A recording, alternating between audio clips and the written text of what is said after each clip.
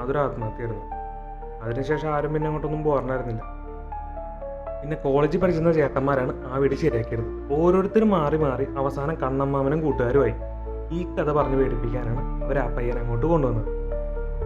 കഥ പറഞ്ഞ് പറഞ്ഞ് ആ പയ്യൻ പേടിച്ചിരിക്കുമ്പോൾ മാമൻ്റെ കൂട്ടുകാരൻ ആ പയ്യനെ പുറകിൽ നിന്ന് അടിക്കാൻ വരുന്നു.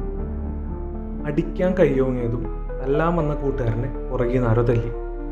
മാമനും ആ കൂട്ടുകാരനും മാത്രമാണ് അത് കണ്ടത്. ആ മരിച്ച പെണ്ണായിരുന്നത്. പിന്നെ നോണ എന്തുവാണോ മാമ്പിളിക്കുമ്പോ ചോദിച്ചു നോക്ക്, എത്ര ആളാ പനി പിടിച്ചിരുന്നത്?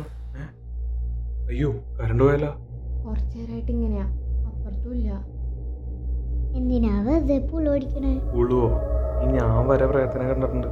അവിടെ ഒരു വീട്ടിലെ അവിടെ ഒരു അമ്മൂമ്മ ഉണ്ടായിരുന്നു.